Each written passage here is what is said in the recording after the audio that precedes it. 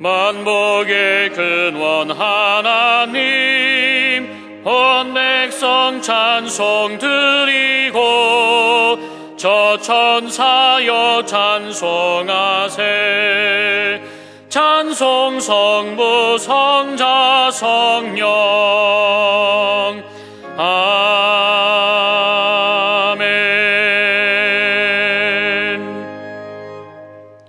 오라, 우리가 여호와께 노래하며 우리의 구원의 반석을 향하여 즐거이 외치자.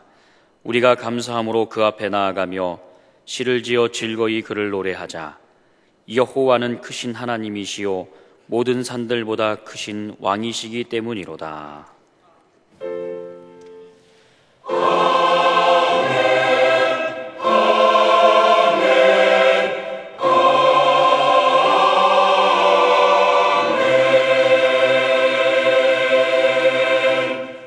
이 시간 하나님께서 우리에게 주시는 구약의 말씀은 시편 128편 1절부터 6절까지입니다. 제가 보는 성경으로는 899쪽입니다. 시편 128편 1절부터 6절까지입니다. 여호와를 경외하며 그의 길을 걷는 자마다 복이 있도다. 내가 내 손이 수고한 대로 먹을 것이라. 내가 복되고 형통하리로다. 내 집 안방에 있는 내 아내는 결실한 포도나무 같으며 내 식탁에 둘러앉은 자식들은 어린 감람나무 같으리로다. 여호와를 경외하는 자는 이같이 복을 얻으리로다. 여호와께서 시온에서 내게 복을 주실지어다. 너는 평생에 예루살렘의 번영을 보며 내 자식의 자식을 볼지어다. 이스라엘에게 평강이 있을지로다. 아멘.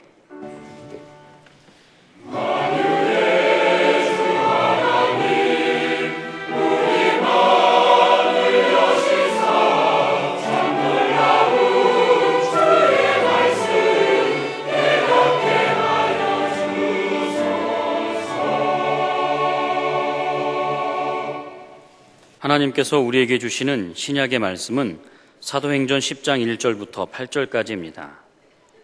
제가 보는 성경으로는 203쪽입니다. 사도행전 10장 1절부터 8절까지입니다. 가이사랴에 고넬료라 하는 사람이 있으니 이달리아 부대라 하는 군대의 백부장이라.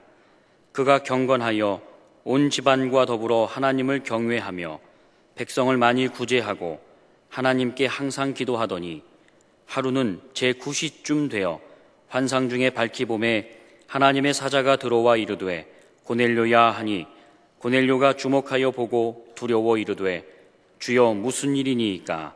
천사가 이르되 내 기도와 구제가 하나님 앞에 상달되어 기억하신 바가 되었으니 내가 지금 사람들을 요바에 보내어 베드로라 하는 시몬을 청하라.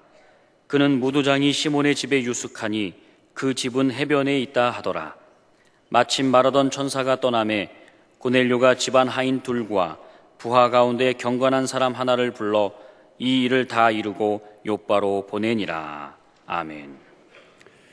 오늘의 구약 본문 말씀 전체의 대전제는 1절입니다. 여호와를 경외하며 그의 길을 걷는 자마다 복이 있도다. 이 말씀을 좀 확대하면 여호와를 경외하며 그의 길을 걷는 가정마다 복이 있도다. 여호와를 경외하며 그의 길을 걷는 공동체마다 복이 있도다.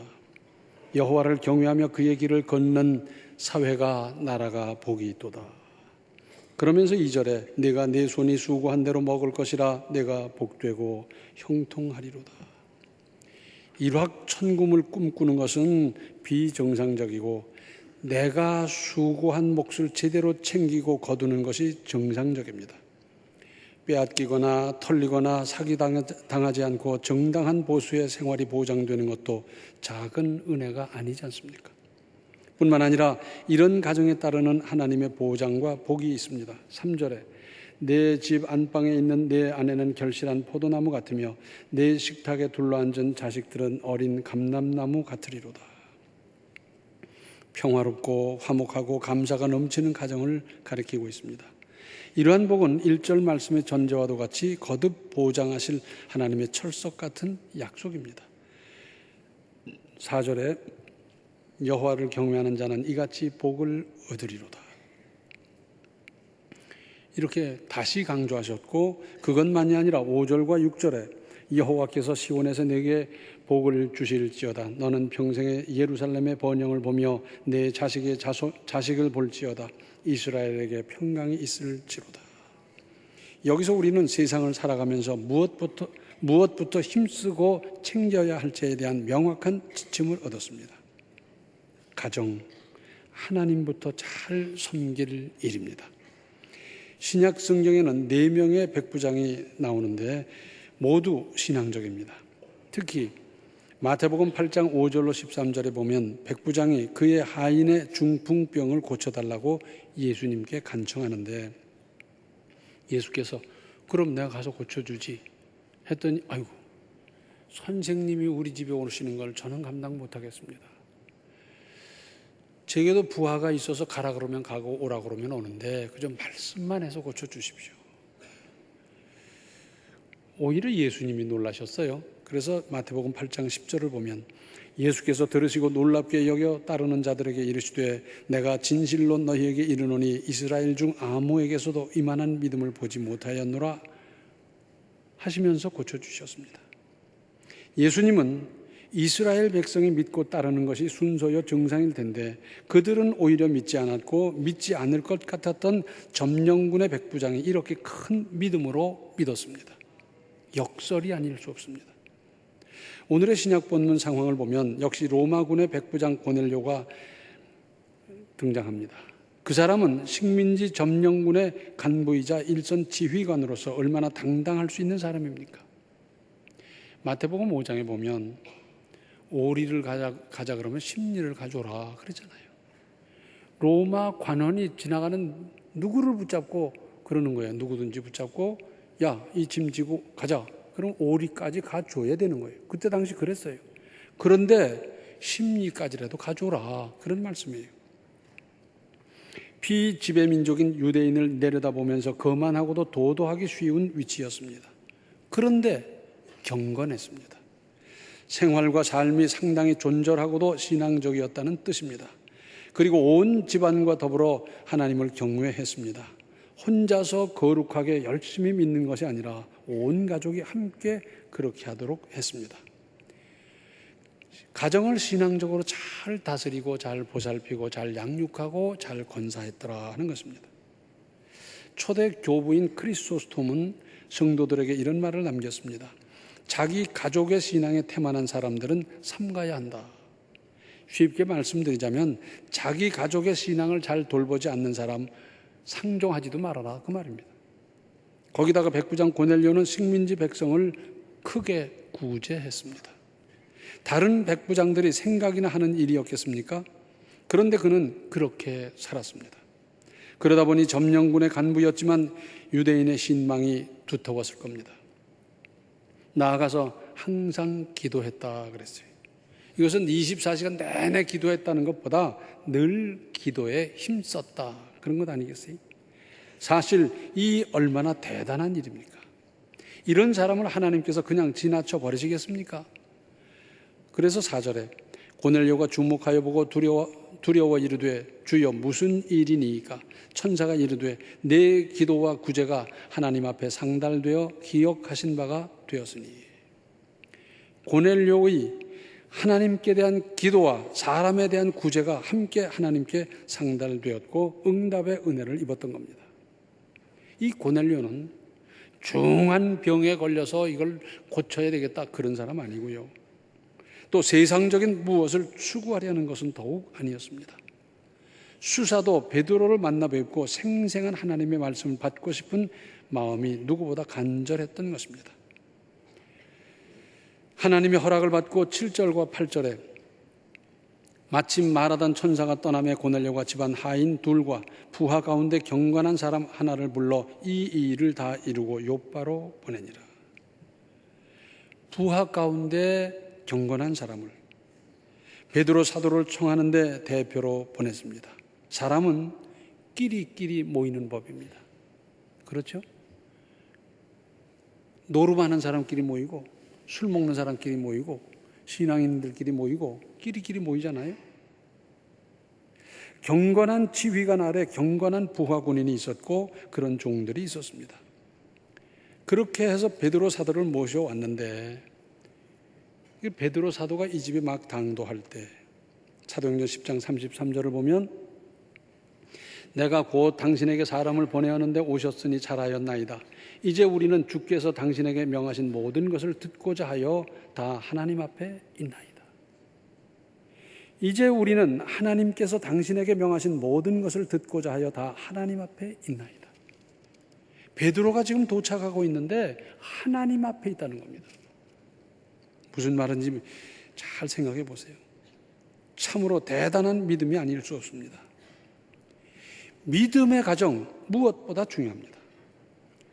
그 중에 부부관계 얼마나 중요합니까? 부부관계가 원만해야 부모님도 잘 섬기고요. 부부관계가 원만해야 자식들도 잘 놀봐요. 부부관계가 껄끄러우면 부모님 잘 섬기겠어요? 부부관계가 원만하지 못한데 자식 건사가 됩니까? 부부관계가 원만한 것, 이건 참 중요한 일입니다. 하나님께서는 천지만물을 만드셨습니다. 뭘로?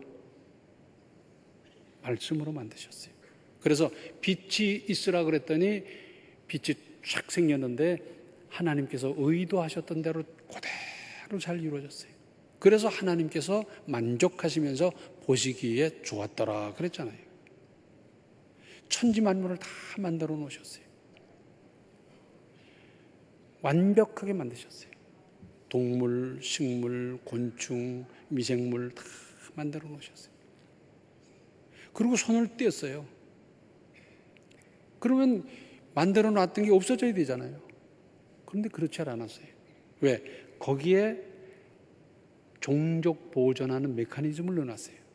그래서 새끼를 낳고 알을 낳고 번식을 하고 또 씨앗이 떨어져서 어떻게 되고. 그런데 이 동물, 식물, 미생물, 곤충 이런 것들은 가만 내버려 두면 균형을 이루게 되어 있어요. 이게 기가 막히잖아요. 그죠? 사람이 한다면 그렇게 되겠어요? 그런데 거기에 사람이 손을 댐으로 말미암아 먹이사슬이 깨지고 복잡한 문제가 생겨나고 자연의 앙화를 받게 되고 막 이렇지 않습니까? 그런데 하나님께서는 그 후에 천지 만물을 만드신 그 후에 두 가지를 또 하셨어요. 가정을 만드시고 교회를 만드셨어요. 아담과 하와 불러다가 주례를 쓰셨다 그 말입니다. 부모 공경, 자식 사랑에 대해서는 이미 말씀드렸으므로 오늘은 가정의 핵심인 부부를 중심으로 하나님의 뜻을 찾아보고자 합니다. 부부는 다른 사람과의 만남입니다. 사람은 생김이 모두 다르듯이 생각이나 가치관, 정서, 기호, 취미, 장단점이 모두 다른 법이고 부부 또한 다른 사람과 만나는 겁니다. 우리는 이 일에 대해서 쉽게 생각하는 경향이 있습니다. 사귀었고 알 만큼 알고 살면 사라지겠지. 천만의 말씀입니다. 그렇게 사라집니까? 그래서 옛날에는 결혼해서 살 적에 부부의 생각이 다르고 또 가치관이 다르고 막 이럴 적에 여필 종부라, 여자는 무조건 따라가면 됐어요. 틀렸든지 맞았든지 어땠든지 그냥 따라가는 그런 문화권, 그런 정서 속에 살았어요. 그런데 오늘날 누가 줄줄 따라갈 여자 있습니까? 안 되는 거예요. 그런데 생각이 다르기 때문에 함께 살아야 할 의미가 있는 겁니다. 이걸 알아야 돼요. 하나님께서 그렇게 하셨어요. 예수 믿는 사람이든지 안 믿는 사람이든지 어느 민족이든지 반드시 다른 사람이 만나게 하셨어요. 이게 하나님의 신비고 이게 사실은 맞는 겁니다. 어떤 가정에서 남편이 하루는 밖에 나갔다 오더니 그래요. 여보, 저 우리 오랜 친구 아무개 알잖아. 그 사람을 만나서 얘기를 듣고 보니까 이런 사업을 하면 참 잘 될 것 같은데 내가 이렇게 해서 투자하면 되겠다. 우리 이렇게 하자. 여자가 한참 듣고 보니까 아닌데 거긴 이런 허점이 있고 이런 구멍이 있고 이건 아니다. 그 이야기를 들은 남편의 태도가 대표적으로 둘로 생각할 수 있어요. 하나는 당신이 무슨 사업을 하냐, 사업도 모르는 여자가 뭐 이러고 저러고 한다, 그러면서 막 빨리 투자해야 된다, 그러면서 있는 것 없는 것 털어놓다 와장창 망하는 사람이 있어요. 그런가 하면 여자의 이야기를 듣고 보니 맞아, 그런 점도 있구나, 가만히 있어, 이 성급하게 서둘 게 아니라 조금 천천히 보자. 그런데 다른 사람이 성급하게 투자했다 왕창 망한 사람이 있고, 야, 그때 나도 급히 서둘렀으면 큰일 날 뻔했다, 이런 수가 있잖아요. 다른 각도에서 보면서 입체적으로 생각하고 판단할 수 있도록 해주는 거예요. 그렇죠? 제가 독일을 갔는데 그 미국 사람하고 결혼해서 사는 이제 여자분이 계셨고, 저를 식사 초대를 해서 갔어요. 그 남자분은 독일에 와 있는 미국인 별 하나요. 되게 높은 사람이잖아요, 완스타.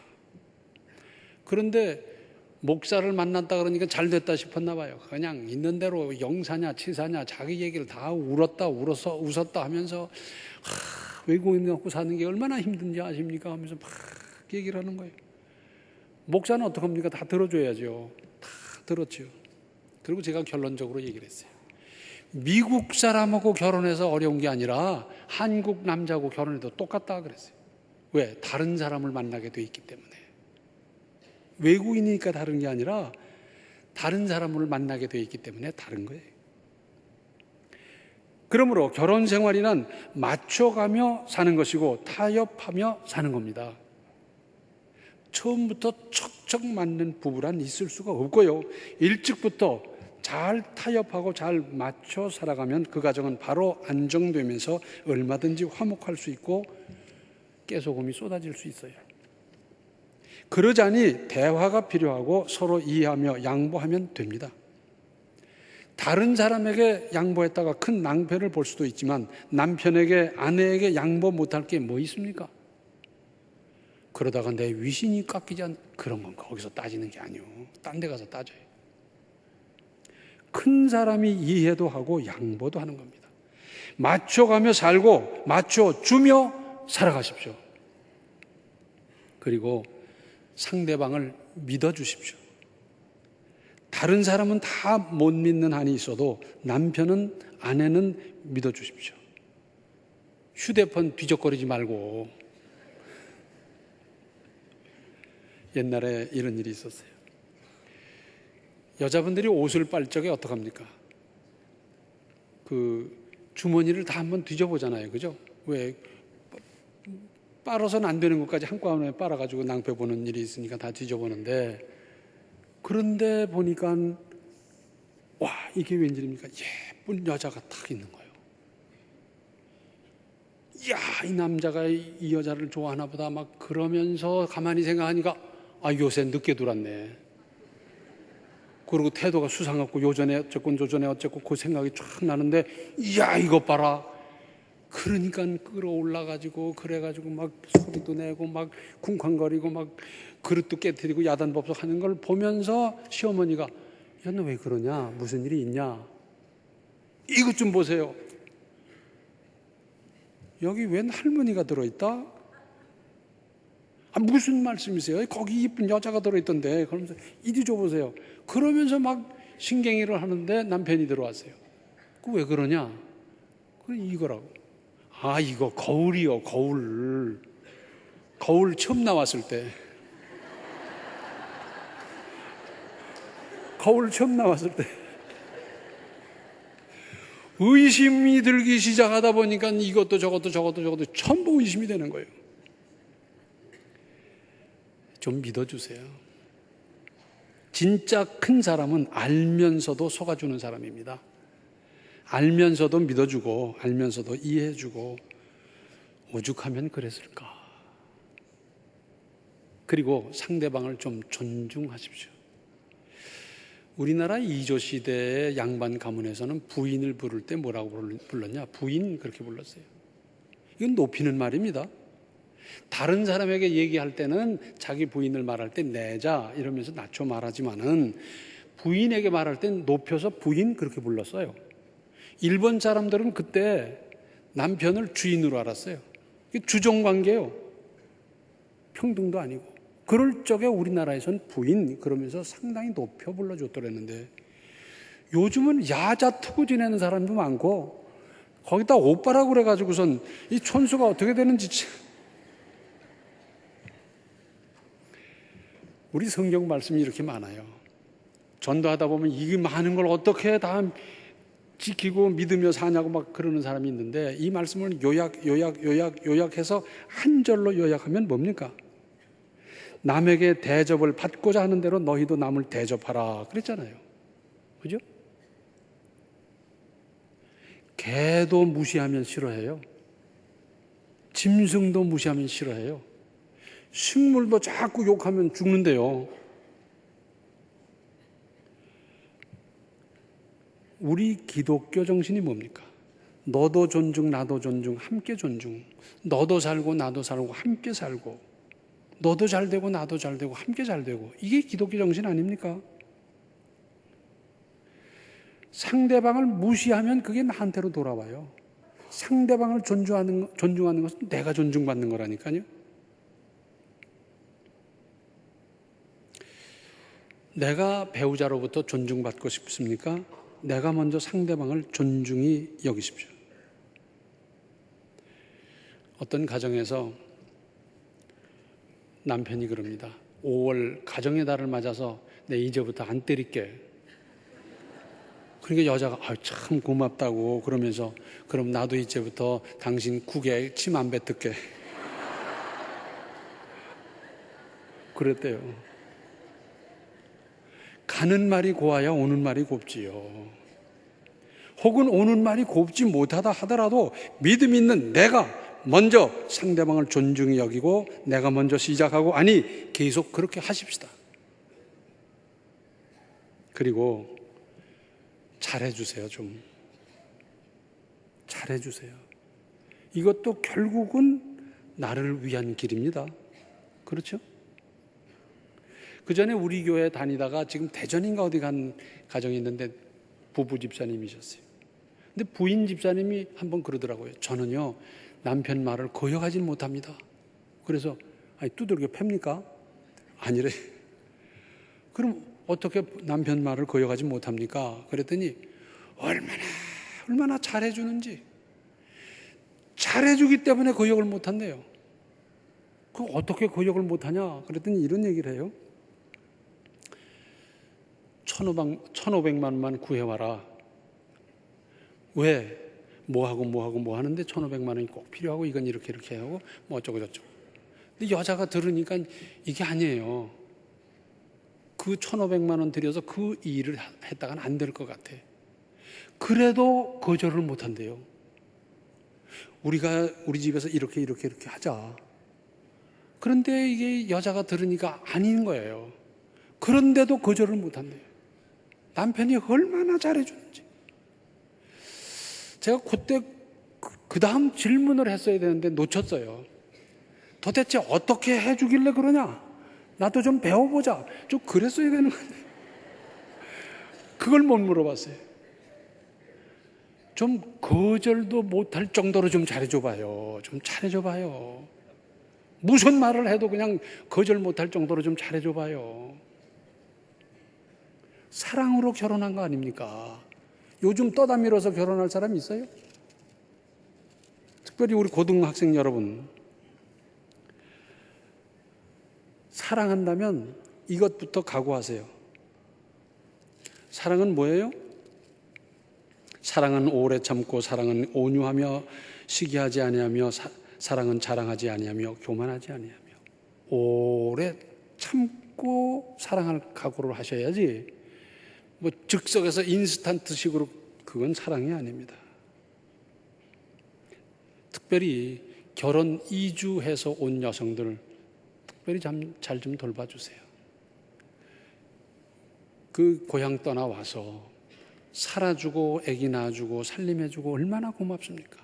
말이 서툴고 여러 가지 서툴 수 있는데 남편은 물론이고 주변 여러분들이 잘 좀 돌봐주세요. 그런데 표현도 잘해야 됩니다. 표현도 잘해야 돼. 영어로 말하면 이런 말이 있어요.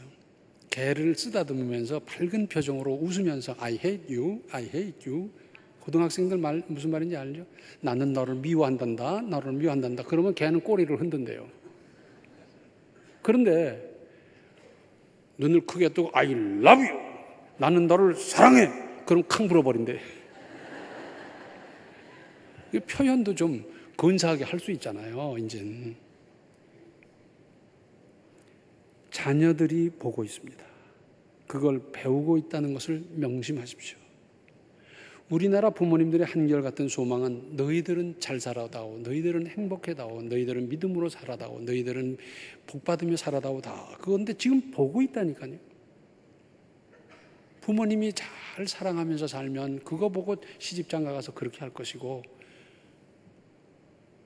오래전에 어떤 분이 글을 썼는데 이런 거예요. 요즘은 소꿉장난 잘 안 하더라고요. 그죠? 게임이고 놀이기구가 많아서 그런지 그런 걸 안 하는데, 어떤 사람이 길을 지나다 보니까 그 5살, 6살, 7살 이렇게 된 남녀 어린이들이 모여서 소꿉장난을 하는 거예요. 그래서 벽돌 하나 갖다 놓고 그게 상이라 그러고, 그래서 풀 뜯어다가 이건 밥이라고 그러고 이건 국이라고 그러고 이건 김치라고 그러면서 뭐 먹는 신용을 하고 또 먹여주는 신용을 하고 막 그런데 얼마나 이쁘고 아름다운지 귀여운지 가다가 한참 보고 있었어요. 다 먹은 것 그때쯤 됐을 때 남자아이가 일어나더니 발길로 뻥 차버리는 거예요. 왜? 보고 배운 게 그거니까. 밥 먹고 나면 차버리는 게 늘 봤던 모양이에요. 보고 배우고 있다는 걸 생각해 보십시오. 내외가 오순도순 서로 믿고 존중하며 잘 보살펴주는 모습이 얼마나 아름답습니까? 오래전에 제 친구, 두 친구가 한 집에서 같이 이 집 이렇게 살았어요. 그런데 하루 저녁은 이쪽에서 부부싸움을 하는데 점점 톤이 높아가더래요. 부부싸움에 개입할 수가 없잖아요. 말리기도 그렇고. 그런데 나중에는 비명소리가 들리는데 야 이러다 사람 죽겠다 싶어서 뛰쳐들어갔더니 남편은 빗자루를 들고 방바닥을 치면서 뭐라 그러고 여자는 맞지도 않았는데 떼굴떼굴 굴르면서 죽는다고 소리를 지르더래요. 방바닥을 치는 게 낫지 사람 왜 때립니까? 때리는 것도 버릇돼요.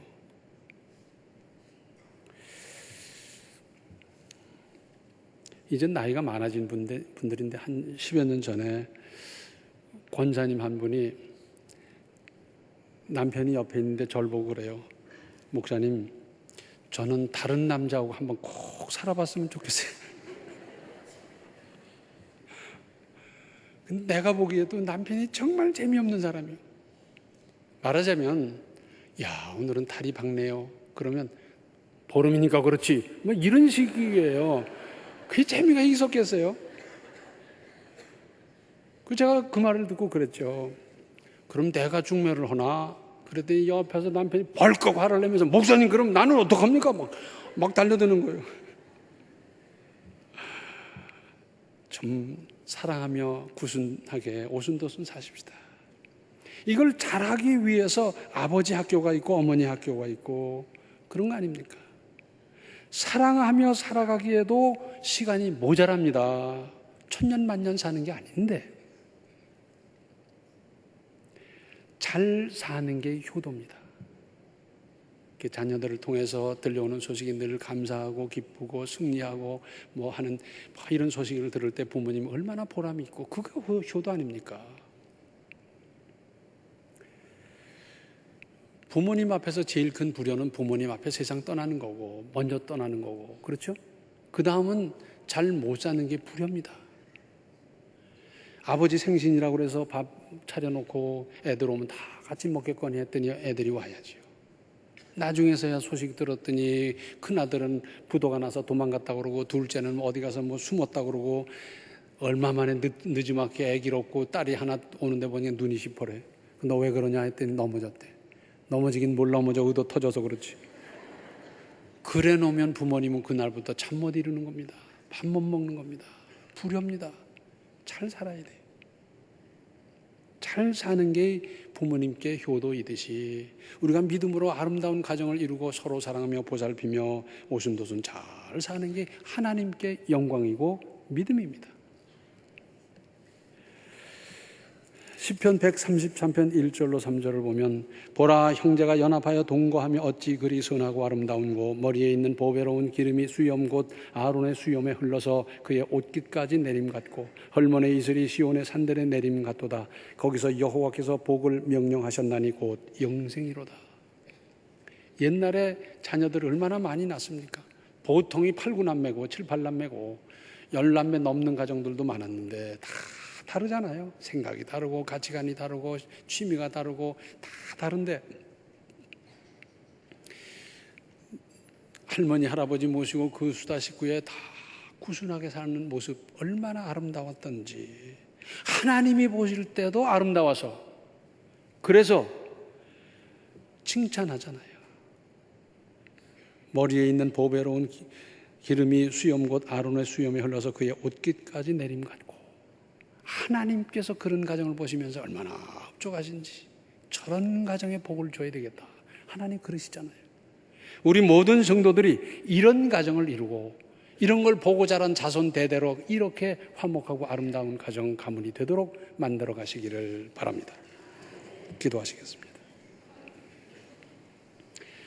은혜로우신 아버지 하나님, 우리에게 하나님의 은혜를 따라 가정을 허락해 주셨고 부부를 허락해 주셨는데 서로 사랑하며 돌보며 또 아껴주면서 좋은 본을 보여 자손들이 본받게 하시고 하나님께서 보시고 이웃이 볼 때 참으로 아름다운 가정으로 인정받을 수 있는 모든 가문이 다 되게 하여 주시옵소서. 그래서 화평한 가정에 주시는 하나님의 은혜를 부부가 아름답게 사는 모습을 보면서 안 믿는 사람이 본을 받는 이 역사를 이루어가게 하여 주시며 대를 물려갈수록 하나님의 은혜와 복을 더 많이 받으며 누리는 가문 만들어가게 하여 주시옵소서. 예수님의 이름 받들어 간절히 기도하옵나이다. 아멘.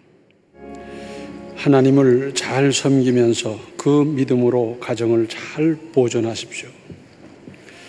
지금은 생명의 주 예수 그리스도의 은혜와 하나님 우리 아버지의 극진하신 사랑과 성령의 감화 감동 충만 교통하심이 가정을 믿음으로 잘 보듬고 잘 이끌어가기로 작정하는 모든 성도들 머리 위에 이제로부터 영원토록 함께 계시기를 간절히 축원하옵나이다. 아멘.